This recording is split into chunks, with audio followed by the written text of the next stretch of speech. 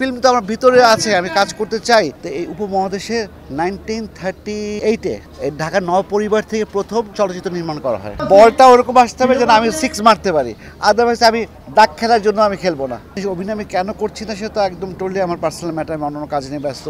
আর ফিল্মে আমি অনেক গ্যাপও আছে আমি অনেক বছর ফিল্ম করি না।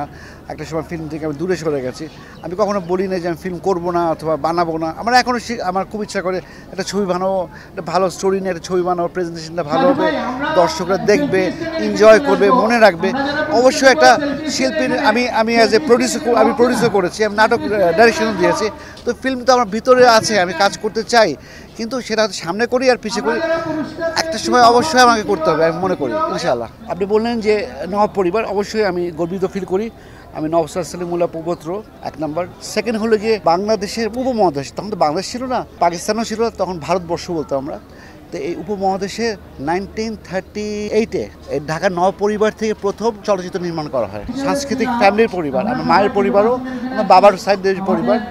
তো সেখানে আমাদের পরিবারে চলচ্চিত্র প্রথম, কিন্তু এই সবাক চলচ্চিত্র এই পরিবার থেকে নির্মাণ করা হয়। এবং শুধু ক্যামেরাম্যান আমাদের পরিবার থেকে, পরিচালক আমাদের পরিবার থেকে, নায়ক আমাদের পরিবার থেকে, তখন তারা কাজ করেছেন এবং নওয়াব সলিমুল্লাহ ছেড়েও কাজ করেছেন। কোনো পরিচালক, কোনো প্রডিউসার যদি আমাকে আমার ইমেজে অথবা আমার স্টাইলে অথবা আমাকে দিয়ে যদি ওরকম প্রেজেন্টেশন করতে চায়, আর যেরকম গল্প করে আর ওরকম গল্প ভালো লাগে, ওরকম যদি বলটা ওরকম আসতে হবে যেন আমি 6 মারতে পারি, আদারওয়াইজ আমি দাগ খেলার জন্য আমি খেলবো না।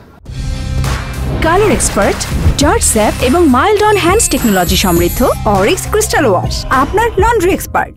একটা আর্টিস্ট বলেন, সেটা টেলিভিশনের আর্টিস্ট হোক, আমরা যদি প্রেজেন্টেশনটা যদি ভালোভাবে করতে পারি, তাদের ইমেজটা যদি ভালোভাবে তুলতে পারি, অবভিয়াসলি একটা এটা তোলার ব্যাপার, এটা আমার ব্যাপার না, এটা আপনাদের সকলের ব্যাপার। এই মাটির সাথে তো প্রতিটা মানুষের জড়িত, আমরা তো নেচার, একটা পার্ট অফ নেচার। আমি তো পুরা মানে আল্লাহর সৃষ্টির একটা অংশ, আমি একটা মানুষ। এই মাটি তো আমাকে টানবেই, সবাইকে টানে মাটি। আমি কোনো সময় চিন্তা করিনি আমার এই দেশে আমার জন্ম, আমি এই মাটিতে যেন আমি মরতে পারি, এটা আমার ইচ্ছা।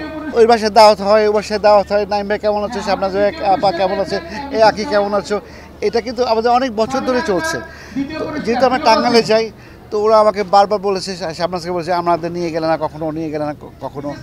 লাস্ট 3 বছর ধরে তারা বলছিল, যা হচ্ছিল, সবাই শীতের মধ্যে যার যে প্রোগ্রাম থাকে সবাই ব্যস্ত থাকে। তো হঠাৎ করে বলে যাবো, তো চলো। তো সবাই রেডি করে আমরা গেলাম যখন, তখন এই যে আপনি যে ভাইরাল ব্যাপারটিতে কথা বলছেন, যেটা হলো এটা, হ্যাঁ, আবার এটা আমার মেয়ে নামিরা যখন বাপ্পা আসলো, আমরা গল্প করছিলাম, চা খাচ্ছিলাম, দেখবেন ভিডিওতে সবাই। আবার ওমর সানিও ছিল, সানি আবার ভিডিও করছিল পিছন দিক যেটা কী করছি আমরা। তো সবাই জাস্ট নর্মাল, কোনো চিন্তা করে কোনো কিছু হয় নাই। কিন্তু এটা আমার মেয়ে তখন বাপ্পাকে বললো, বাপ্পাকে আমার একটা রিকোয়েস্ট রাখতে হবে। তো বাপ্পা বললো, অবশ্যই। কি মা, কী চাও তুমি, কী করতে হবে, কি রিকোয়েস্ট? তখন আমার নামিনা, আমার যে বড় মেয়ে, সে বললো, আমি এই হেনার যে এটা ভাইরাল হয়েছে, আমি একটু শ্যুট করতে চাই। ও শুটু কী করবা।